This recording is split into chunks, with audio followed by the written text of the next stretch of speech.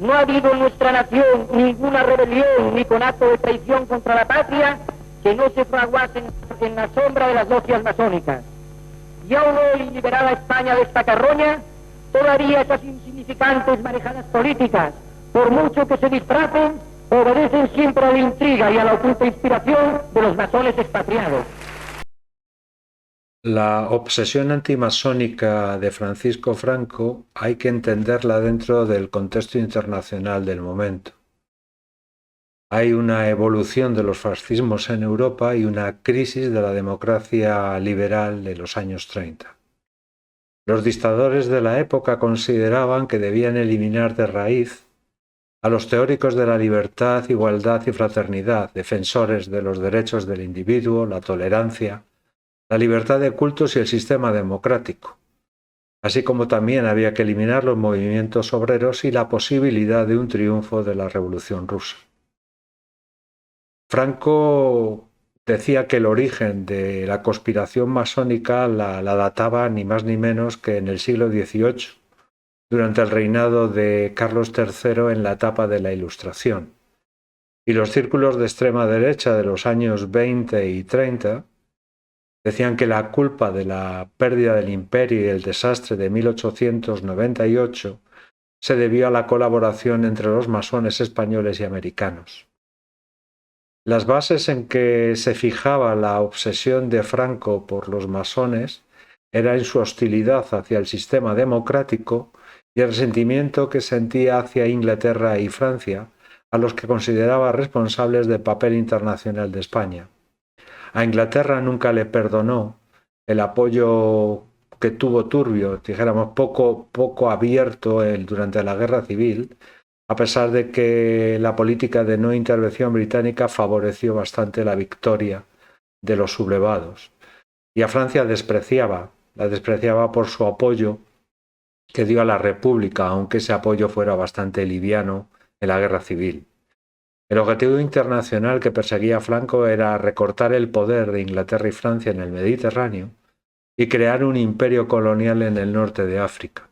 Su fin último sería convertirse en el heredero de los Austrias, Carlos I y Felipe II. De hecho, en febrero de 1938 adoptó la corona y el escudo imperial de Carlos I como armas del Estado español y mantuvo las columnas y el lema de Plus Ultra como símbolos de la expansión ultramar. ¿Qué opinaba su padre, Nicolás, sobre Franco en el tema de su obsesión antimasónica? Dijo: ¿qué sabrá mi hijo de la masonería? Es una asociación de hombres ilustres y honrados, desde luego muy superiores a él, en conocimientos y apertura de espíritu.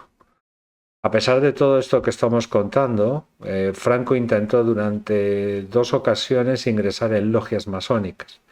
La primera durante la dictadura de Primo de Rivera, en la logia Lucus del Larache. Fue rechazado por haber aceptado su ascenso a teniente coronel, cuando anteriormente él se había comprometido, como el resto de la guarnición de Marruecos, a no aceptar ascenso por méritos. La segunda vez fue durante la Segunda República en Madrid, en la logia Plus Ultra, donde su hermano Ramón se negó a que ingresara por considerarle un hombre poco recto y de buenas costumbres. La legislación que hizo Franco contra los masones fue variada y empezó casi al principio de la Guerra Civil. En septiembre de 1936 se aprobó un decreto contra la masonería que en su artículo 1 decía lo siguiente: la francmasonería y otras asociaciones clandestinas son declaradas contrarias a la ley. Todo activista que permanezca en ellas, tras la publicación del presente edicto, será considerado como reo de crimen de rebelión. En enero del 37 se ordenó la expulsión de todos los militares masones del ejército sublevado. Ese mismo año entró en el gobierno de Burgos Juan Tusqués, sacerdote antisemita y antimasónico, que se haría cargo del Servicio de Prensa Nacional, y su misión era rastrear la influencia masónica en la zona nacional. En 2 años creó un índice de 80.000 sospechosos de ser masón. Esto es curioso porque en 1936 en España no habría más de 5.000 masones. En diciembre de 1938 se dio la orden de eliminar de todos los cementerios de la zona nacional inscripciones o símbolos de carácter masónico que pudieran molestar a la Iglesia Católica. Se dio un plazo de 2 meses para la retirada de los mismos. En febrero de 1939 se aprobó la Ley de Responsabilidades Políticas, donde la masonería, junto a los partidos del Frente Popular y los sindicatos, que fueron declarados ilegales. Pero la ley más importante contra los masones se aprobó en marzo de 1940 con el nombre de Ley para la Represión de la Masonería y el Comunismo. Esta ley decía en su artículo 1: constituye figura de delito pertenecer a la masonería y al comunismo, y esto incluía a trotskistas, anarquistas o elementos similares. Se consideraba a la masonería el origen de la subversión espiritual y cultural de la sociedad contemporánea. Para ejecutar esta ley se creó un tribunal especial que estuvo presidido por el catedrático de Derecho Penal de Salamanca, Isaías Sánchez Tejerina.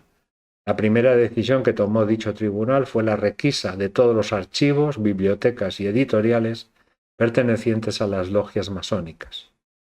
Los acusados no tenían derecho a asistencia jurídica e incluso podían ser juzgados aquellos que no estuvieran en suelo nacional. Las penas iban desde la incautación de bienes hasta la reclusión, entre 12 a 30 años. Además, quedaban inhabilitados para cualquier empleo o cargo público. Pero la depuración llegaba incluso más lejos, a los parientes de segundo grado de consanguinidad. Esta ley estuvo vigente hasta la creación del Tribunal de Orden Público en 1963 y el Tribunal de la Ley para la Represión de la Masonería y el Comunismo tuvo de vigencia 1 año más. Pero no solo en la legislación se vio la obsesión de Franco por los masones, sino que desde diciembre de 1946 hasta mayo de 1951 escribió 49 artículos antimasónicos en el diario Arriba, bajo el seudónimo de Jacquin Burr. La tesis central de estos artículos iba sobre que la masonería estaba aliada con el comunismo en conspiración, con su destino era destruir España.